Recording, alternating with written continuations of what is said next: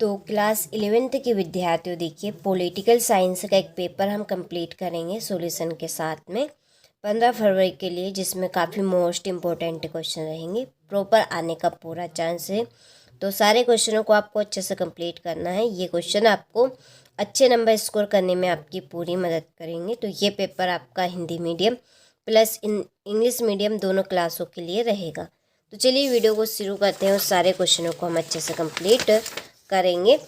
तो देखिए, पहले क्वेश्चन में है सही विकल्प चुनिए। तो इसका पहला प्रश्न है आपका कि भारतीय संविधान सभा द्वारा संविधान को किस दिन स्वीकृति प्रदान की गई थी। तो इसका आंसर है 26 नवंबर 1949। दूसरा है नीति निर्देशक सिद्धांतों की प्रमुख कमी है। तो इसका आंसर है आपका, देखिए, कानूनी शक्ति का अभाव। ठीक है, इसका आपका राइट रहेगा। तीसरा है नौकरशाही शब्द सर्वप्रथम कहाँ प्रयोग हुआ था। तो ये आपका फ्रांस में हुआ था। चौथा है लोकसभा द्वारा पारित किसी धन विधेयक को राज्यसभा कितने दिन रोक सकती है। तो केवल मात्र 14 दिन तक। भारत का उच्चतम न्यायालय स्थित है। तो ये आपका दिल्ली में है। ठीक है, कहाँ पे है? दिल्ली में है। छठा है नगर निगम की संरचना में सम्मिलित होने वाली इकाई है। तो इसका आंसर है आपका उपरोक्त सभी। ठीक है, चलिए आगे बढ़ते हैं। ये आपके इंग्लिश मीडियम वालों के लिए है। यहाँ पे मैं टिक मार्क आपके कर देती हूँ। ठीक है, दूसरे का आपका ए है, तीसरे का सी, चौथे का सी, पांचवे का बी और छठे का ऑल ऑफ द एबो। ठीक है, चलिए आगे बढ़ते हैं। रिक्त स्थानों की पूर्ति कीजिए। पहला है कि भारतीय संविधान के निर्माण में रुपये डेडेडेस व्यय हुए। तो इसका आंसर है 63,96,729। भारत में स्वतंत्र एवं निष्पक्ष चुनाव कराने का उत्तरदायित्व डेडेडेस का है। तो इसका आंसर है आपका निर्वाचन आयोग का रहता है।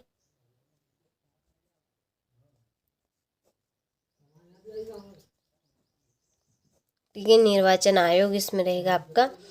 तीसरा है वर्तमान में राष्ट्रपति का मासिक वेतन डेढ़ रुपये है।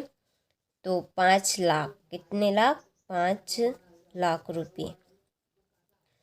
चौथा है राज्यसभा के सदस्यों की संख्या डेढ़ है। तो 250। भारतीय संविधान निर्माता संविधान का एक डेटाबेस बनाने के पक्षधर थे। तो इसका आंसर है आपका संतुलित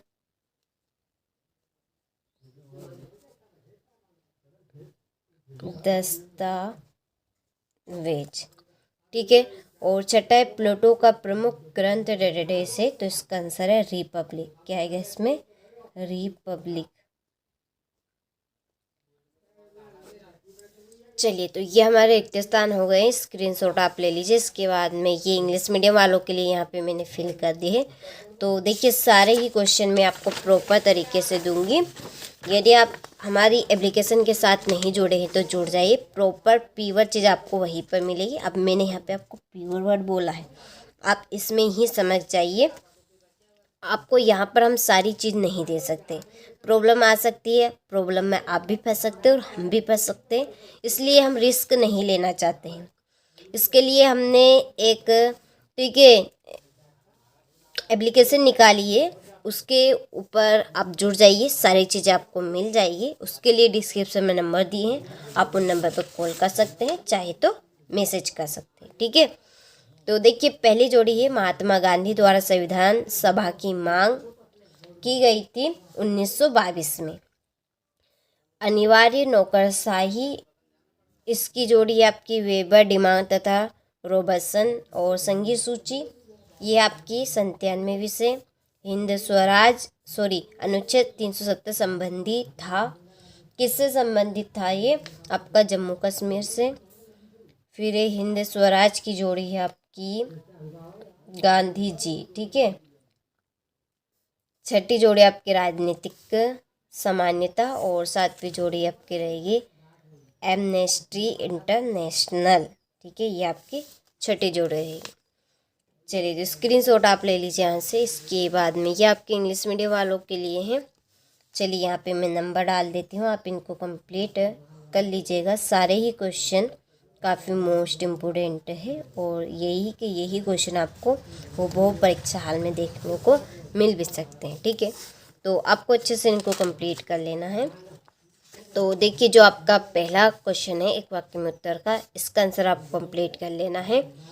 दूसरा है आपका व्यक्तिगत स्वतंत्रता का सबसे प्रमुख समर्थक कौन था, तो इसका आंसर है आपका जे एस मिल। ठीक है, तीसरा सामान्यता से क्या तात्पर्य है, तो इसका आंसर भी आपको कंप्लीट कर लेना है। न्याय के कितने प्रकार है, तो न्याय के आपके 2 प्रकार हैं। भारतीय संविधान में वर्णित अधिकारों को क्या कहा जाता है, तो मौलिक अधिकार कहा जाता है। ठीक है,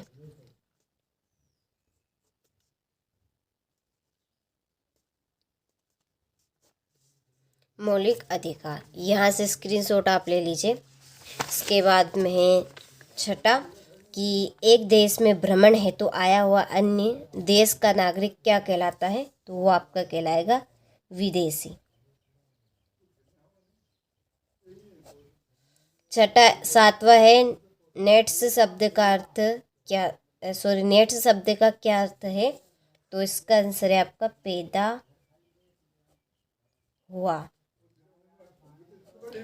ठीक है, चलिए तो यहाँ से स्क्रीनशॉट आप ले लीजिए। इसके बाद में ये आपके इंग्लिश मीडियम वालों के लिए हैं। फिर यहाँ पे मैंने आपके कर दिए हैं, आपको कंप्लीट अच्छे से करना है। क्वेश्चन नंबर 5 में सत्य, तो यहाँ पे मैं टिक मार के कर देती हूँ, आपको उनको एक बार पढ़ लेना। ठीक है, ज़्यादा टाइम आपका नहीं लूँगी मैं। तो पहला आपका सत्य रहेगा, दूसरा आपका सत्य रहेगा, तीसरा असत्य रहेगा, चौथा आपका सत्य रहेगा, पांचवा सत्य और छठा असत्य। ठीक है, तो आपको इनको एक बार पढ़ लेना है। यहाँ पे पढ़ के इसलिए नहीं बता रही हूँ ताकि आप सभी का ज़्यादा समय बर्बाद ना हो। ठीक है, तो ये आपके इंग्लिश मीडियम वालों के लिए हैं, आपको भी अच्छे से इनको इसी तरह से कंप्लीट कर लेना है। ठीक है, चलिए तो आगे बढ़ते हैं अगले क्वेश्चन की। और यहाँ पर देखिए छठा प्रश्न है, संविधान सभा से आप क्या समझते हैं। न्यायपालिका के कार्यों को समझाना है, संघात्मक शासन के प्रमुख दोष बताने हैं, भारतीय संविधान एक जीवंत दस्तावेज है, इसको स्पष्ट करना है, और भारत एक धर्मनिरपेक्ष राज्य, इसको आपको बताना है। ठीक है, तो इन सारे ही क्वेश्चनों के आंसर की PDF हमने तैयार कर ली है। उसके लिए डिस्क्रिप्शन में नंबर दिए हैं, आप कॉल कर सकते हैं, चाहे तो मैसेज व्हाट्सएप पे कर सकते हैं। और यदि आप हमारी एप्लीकेशन के साथ अभी तक नहीं जुड़े हैं तो जुड़ जाइए। ठीक है, हम आपको 3 से 4 यहाँ पर राजनीति शास्त्र के पेपर दे रहे हैं, तो उनके सारे की PDF आपको वहीं पर मिलेगी। और जो प्रॉपर जो आपकी परीक्षा में आने वाली चांस है, यानी कि पूरे पेपर आपको करके आना है, तो उसके लिए आपको ज़रूर जुड़ना है। क्योंकि जो बच्चे हमारे एप्लीकेशन के साथ जुड़े हैं उनको हमने वही चीज़ दी है और वो पूरे पेपर करके आते हैं। ठीक है, एक भी प्रश्न उनका छूट नहीं पाता है, सारे क्वेश्चन वो कंप्लीट करके आते हैं पूरे नंबर के। यदि आप भी चाहते हैं कि आप भी पूरे नंबर के क्वेश्चन करके आए तो हमारी एप्लीकेशन के साथ जुड़ जाइए। देखिए फ़ायदा आपको भी है, 11वीं के बाद आप 12वीं में आने वाले हैं, उसके लिए भी आपको हम एप्लीकेशन के ऊपर पूरी तरीके से तैयारी करवाएंगे। इसके बाद में तो आप कॉल ज़रूर कर लीजिएगा और जुड़ जाइए, अभी से आपके पास कॉन्टेक्ट हमारा रहेगा। ठीक है।